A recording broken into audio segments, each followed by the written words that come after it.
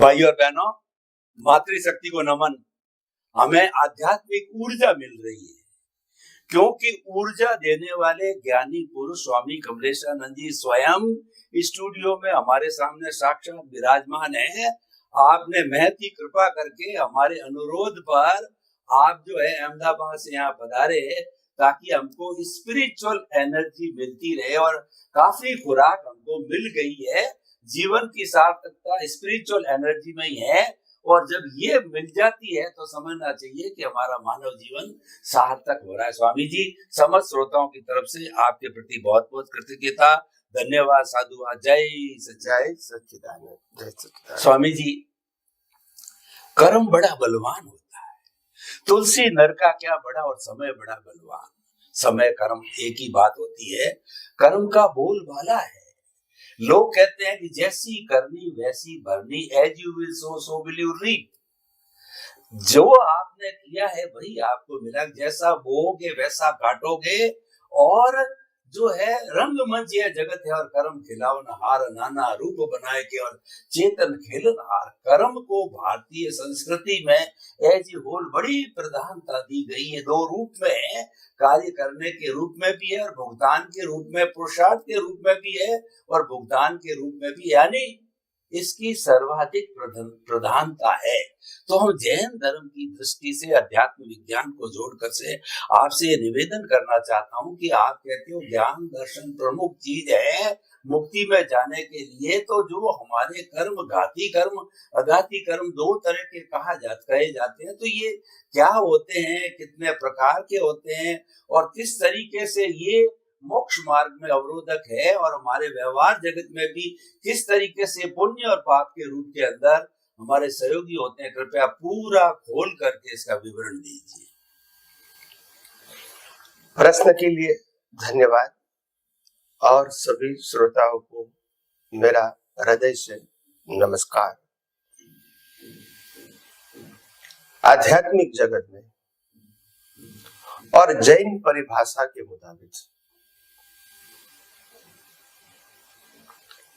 मुख्यतः 6 प्रकार के कैटेगरी के कर्म है। माफ करना, 8 प्रकार की कैटेगरी के कर्म है।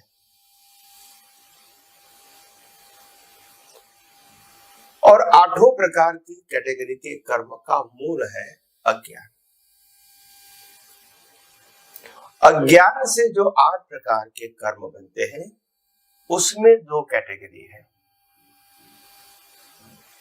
एक घाती कर्म और दूसरा अघाती कर्म। ये 2 नाम क्यों रखे गए, सबसे पहले ये जानो, घाती अघाती 2 नाम क्यों रखे गए। कर्म तो कर्म है।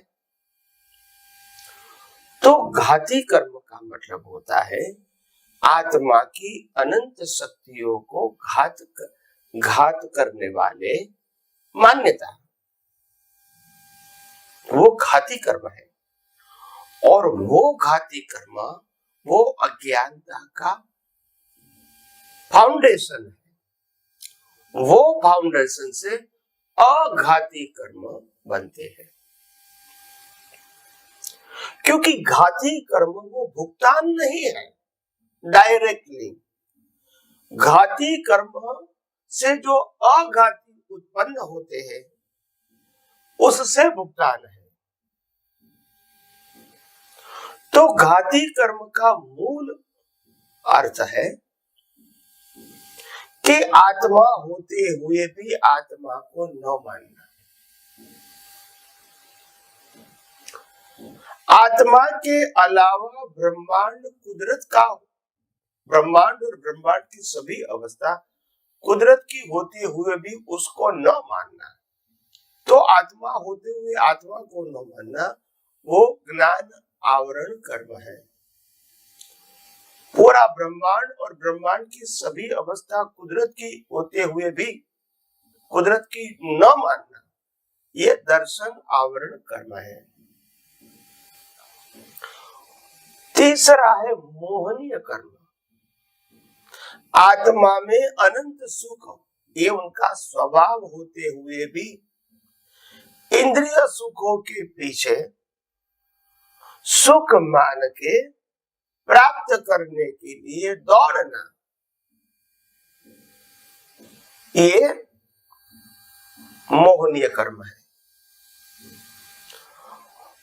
और ये तीन कर्म, ज्ञान आवरण, दर्शन आवरण और मोहनीय कर्म के कारण आत्मा और आत्मा की अनंत शक्ति और आत्मा का अस्तित्व होते हुए भी हम इसको न जान सकते हैं, न मान सकते हैं, न अनुभव कर सकते हैं, होते हुए भी।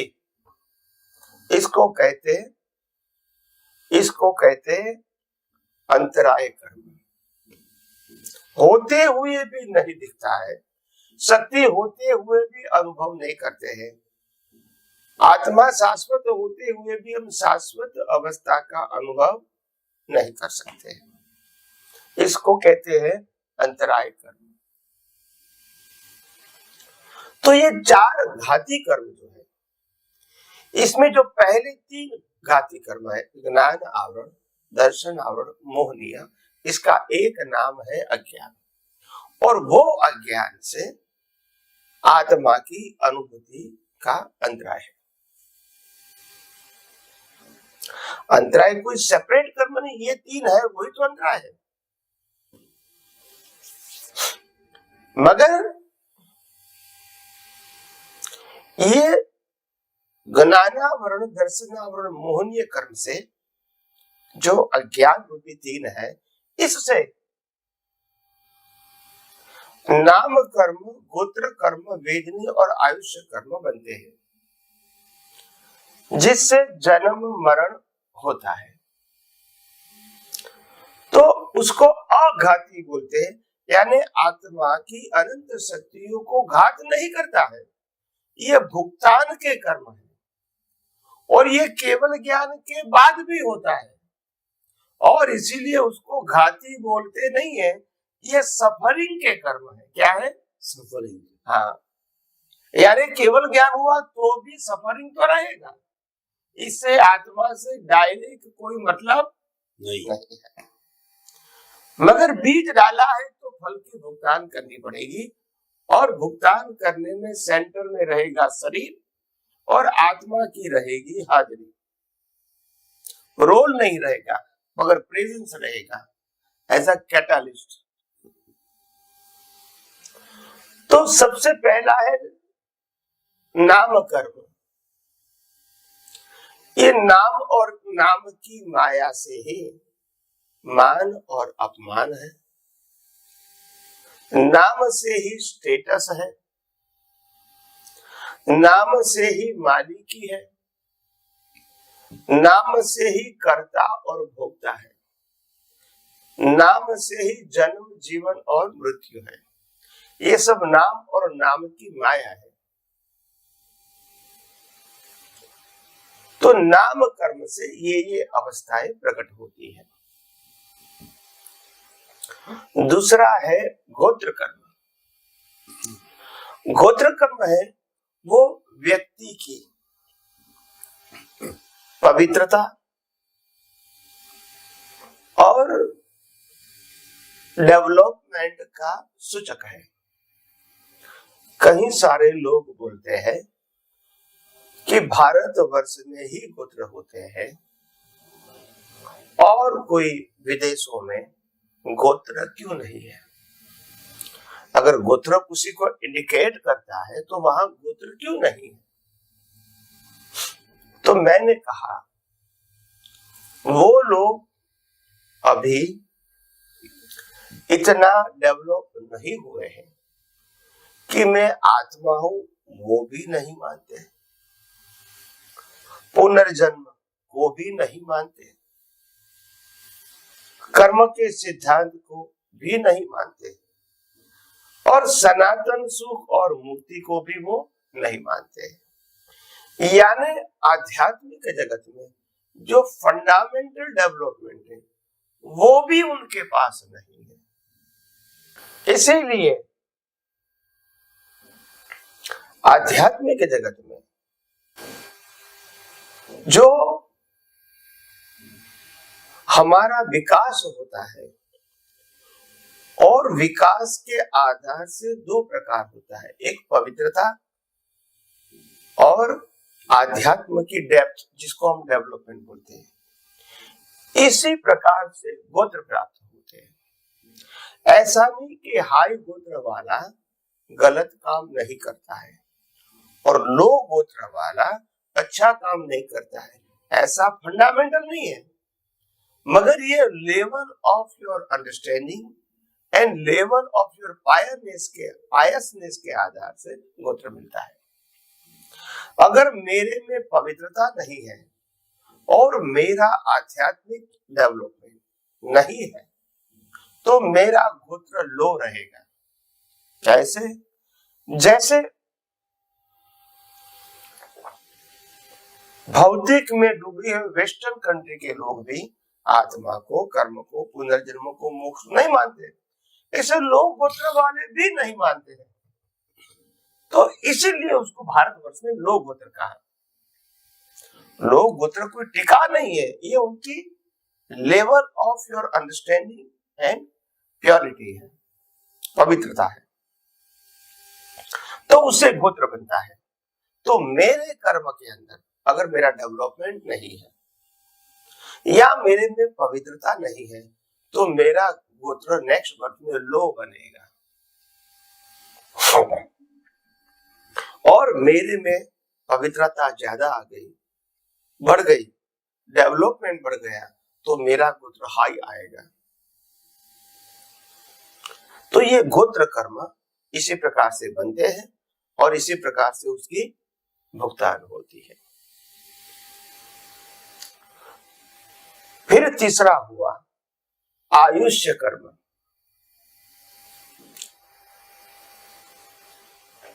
आयुष्य कर्म का मतलब आपको जितने भी कर्मों की भुगतान करनी है और वो कर्मों की लेंथ जितनी भी है, तो टोटल कर्मों की length is equal to your आयुष्य कर्म। तो आयुष्य कर्म कर्म की भुगतान के लेंथ के ऊपर आधारित है। और चौथा है वेदनीय कर्म। वेदनीय कर्म का मतलब होता है भुगतान करना, जिसको हम साचा असाचा भी बोल सकते हैं, सुख दुख भी बोल सकते हैं, या तो फायदा नुकसान भी बोल सकते हैं। मगर वो भगवान ने उसको वेदनीय कर्म क्यों बताया? हमारे व्यवहार जीवन में वेदना का मतलब होता है दुख, तो भगवान ने सभी कर्म को, सुख दुख दोनों को वेदनीय क्यों बताया? तो वेदनीय कर्म इसीलिए बताया क्योंकि आत्मा सुख दुख की वेदना से निर्वेदक है। तो आत्मा की दृष्टि से ये सुख और दुख दोनों वेदना है। वेदना का मतलब होता है टू सफरिंग, टू भुगतान। सुख की भी भुगतान करना, दुख की भी भुगतान करना, क्योंकि ये दोनों की भुगतान मेरे आत्मा की अनुभूति में अंतराय लाती है। जो निर्वेदक है, ये वेदना है। सुख दुख वो वेदना है, सुख दुख वो आत्मा की क्वालिटी नहीं। आत्मा निर्वेदक है, यानी विनाशी अवस्थाओं को वेदने वाला आत्मा नहीं है। विनाशी अवस्थाओं को प्रकाशित करेगा, वेदेगा नहीं।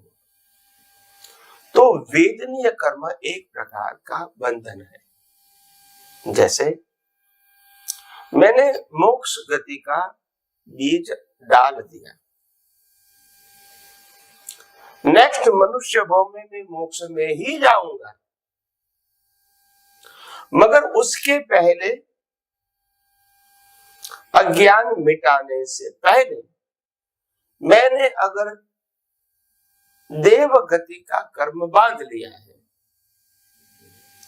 तो मैं नेक्स्ट मनुष्य भव में तो मोक्ष में जाऊंगा ही, मगर इसके पहले मैंने 10 लाख साल के देवलोक के पुण्य का कर्म बांधा है, तो मेरे को देवलोक में जाना पड़ेगा और 10 लाख वर्ष की भुगतान करनी पड़ेगी, मोक्ष में जाना है फिर भी।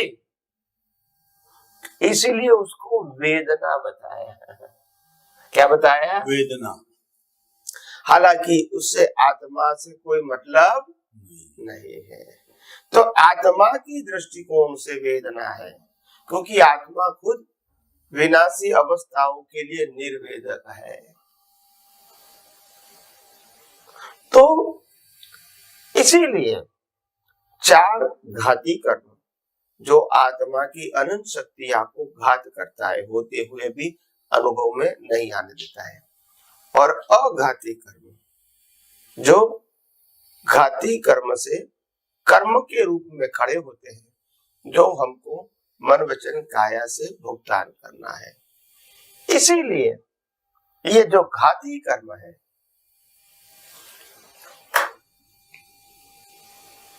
ये जो घाती कर्म है, वो घाती कर्म आत्मा की अनंत शक्तियों को घात करता है, मगर अघाती कर्म आत्मा की अनंत शक्तियों को घात नहीं करता है।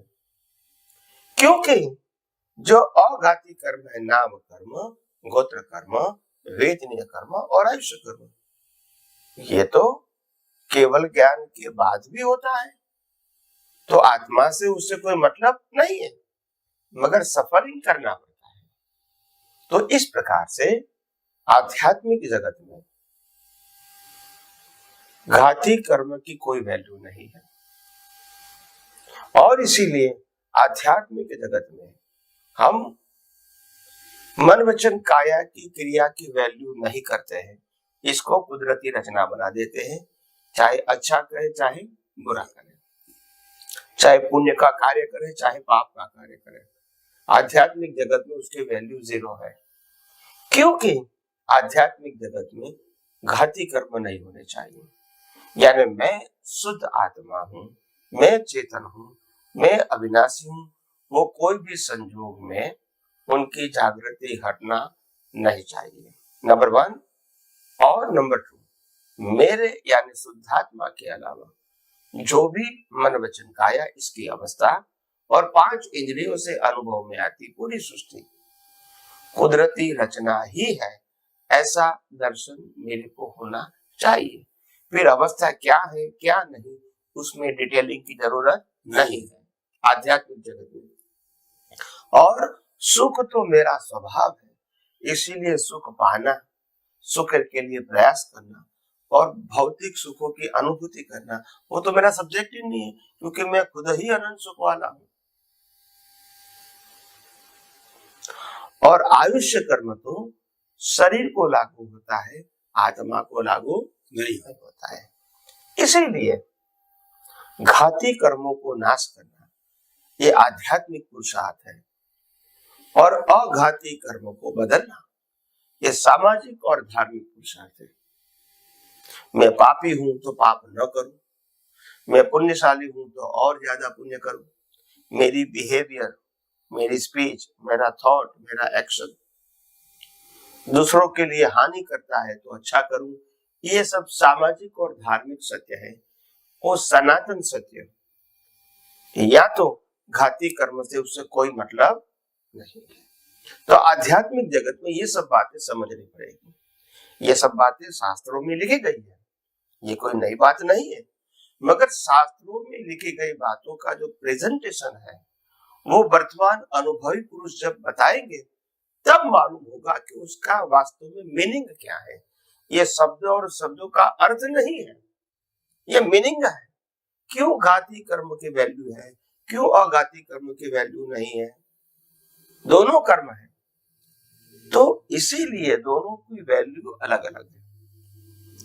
और आध्यात्मिक जगत में अगर घाती कर्म का क्षय हो गया, फिर अघाती कर्म कितने भी है, कितने प्रकार के हैं, कितने पावरफुल है, कोई वैल्यू नहीं है। तो इसीलिए अगर आपने केवल ज्ञान का बीज डालने के पहले अगर आपने नरगति का बीज डाला और साथ में नरक में गए तो भी आध्यात्मिक जगत में कोई वैल्यू नहीं है, बड़े नरगति में गए, भुगतान करनी पड़ेगी। मगर केवल ज्ञान का बीज डाला है, नेक्स्ट मनुष्य भाव में नरगति में से मनुष्य में जाऊंगा, उसी भाव में से मेरी मुक्ति हो जाएगी। तो ये कोई इंपॉर्टेंट नहीं है। तो इसीलिए खास ध्यान में रखो, आध्यात्मिक जगत में जब आपको बताया गया कि मन वचन काया की अवस्था मात्र कुदरती रचना है, उसका मतलब है आपको कुदरती रचना देखने तक ही आपकी दृष्टि सीमित रखनी है, इससे आगे दृष्टि ले जाने की जरूरत नहीं है अगर आपको आध्यात्म में आगे बढ़ना है। तो ऐसे हम आगे भी ऐसी बात करते रहेंगे। मगर इम्पोर्टेंट बात यह है कि घाती कर्म और अघाती कर्म जो है वो खास ध्यान में रखना। घाती कर्म की ही वैल्यू आध्यात्मिक जगत में है और अघाती की वैल्यू सामाजिक और धार्मिक जगत में है। इसीलिए अगर आपको आध्यात्म में आगे बढ़ना है तो सामाजिक और धार्मिक जो वैल्यूज है इसको जीरो करना पड़ेगा, क्योंकि ये कुदरती रचना है। और अज्ञान जो मूल मिथ्या ज्ञान, मिथ्या दर्शन और मोहनीय के रूप में है, इसको मिटाना है, वो खास ध्यान में रखना है, ताकि आपको मालूम हुए कि पुरुषार्थ मेरे को कौन सी जगह पे करना है। नहीं तो क्या होता है, कई अवतारों से, किताबों के माध्यम से या धर्मगुरुओं के माध्यम से प्रकृति को सुधारने की ही बात करते हैं, भाव को सुधारने की ही बात करते हैं, दृष्टि को परिवर्तित करने की बात नहीं करते हैं। और इसीलिए हम सब फंसे हुए थे इस कलयुग के अंदर, क्योंकि कलयुग के अंदर ज्यादातर अनुभवी पुरुष मिलना संभव नहीं होता है, अपवाद रूप होता है, वो बहुत संख्या में नहीं होते, अपवाद रूप होते हैं। और उनकी वाणी अनुभव सिद्ध होती है, वो खुद की बात नहीं करते हैं, वो सनातन सत्य को प्रेम करते हैं अनुभव करके, और वो सनातन सत्य ही आपको मुक्ति के मार्ग में आगे ले जाने के लिए सहायक बनता है। तो आइए हम सब आध्यात्मिक विज्ञान के माध्यम से घाती और अघाती कर्म की बात जिस प्रकार से हमने जानी है वो हमारे जीवन में समझने की, इसका उपयोग करने की और अनुभव करने की कोशिश करें, और हमारा जीवन धर्ममय, मंगलमय और मुक्ति की ओर आगे ले जाने वाले बने। स्वामी जी आपका बहुत बहुत धन्यवाद। आपने कर्मों को दो भागों में बांटा, घाती कर्म और अघाती कर्म, और उनके चार चार विभाग किए। घाती कर्म जो आत्मा की घात करते हैं, आत्मा का गला घोंटते हैं, आत्मा की जो अनंत ज्ञान, अनंत दर्शन, अनंत शक्ति, अनंत सुख का धाम की जो शक्तियां हैं, उन शक्तियों को बाधित करते हैं, कवर करते हैं, उनको ढकते हैं, उन पर आवरण लाते हैं। ज्ञानावरणीय ज्ञान पर आवरण लाता है, दर्शनावरणीय दर्शन पर आवरण लाता है, और मोहनीय कर्म जो है वो शाश्वत सुख के ऊपर आवरण लाता है। और तीनों जब मौजूद होते हैं तो अज्ञान कहलाता है। वो अज्ञान का रहना अंतराय कहलाता है। जब अज्ञान टूट जाता, केवल दर्शन होता है, तो अंतराय टूट जाती है। स्वामी जी बहुत अच्छी बात कही। तो इसको मेन प्रोडक्ट कहा जा सकता है। जो हमारे घाती कर्म है वो मेन प्रोडक्ट है, और मेन प्रोडक्ट से जो है बाई प्रोडक्ट बनता है वो घाती कर्म है। जो शरीर पर काम करते हैं वो होता है वेदनी, आयुष्य, नाम, गोत्र, अंतराय, वो पुण्य पाप से जुड़े हुए हैं। तो आपने बहुत सुंदर स्पष्टीकरण किया। स्वामी जी आपके प्रति बहुत बहुत कृतज्ञता, साधुवाद। जय सच्चिदानंद। जय सच्चिदानंद।